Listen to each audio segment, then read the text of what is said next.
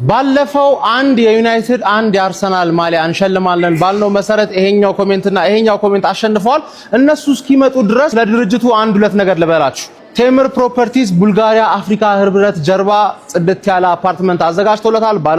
ባለ ሁለት መኝታ፣ ባለ 3 መኝታ፣ ባለ 1 መኝታ ይኖራል። ባለ 1 መኝታው 5.5 ሚሊዮን፣ ባለ 2 መኝታው 6.5 ሚሊዮን፣ ባለ 3 መኝታው 9.6 ሚሊዮን ሲሆን ይሄ ሙሉ ክፍያው ቅድመ ክፍያ አርጋችሁም ደግሞ በ3 አመት ከፍላችሁ ያለ ወለድ ቤታችሁን የምትረከቡበት እድል ተመቻችቶለታል። በተጨማሪም ደግሞ ከ2.8 ሚሊዮን ብር ጀምሮ የንግድ ሱቆች እዛው አፓርትመንት ላይ ማግኘት ይችላሉ።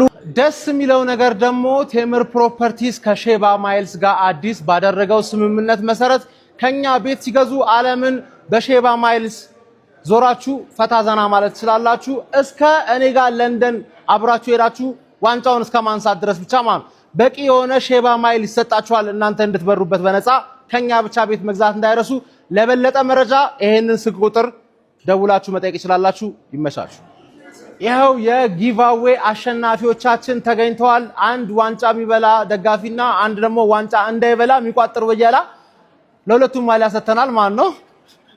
እኔ ምንሽ ማለት ነው ይሄን ማሊያ ለብሰሽ ቡድን ሲጮት የምታዩ መቼ ነው?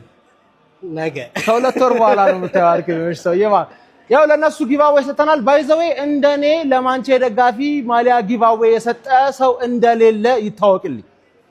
ይመቻችሁ።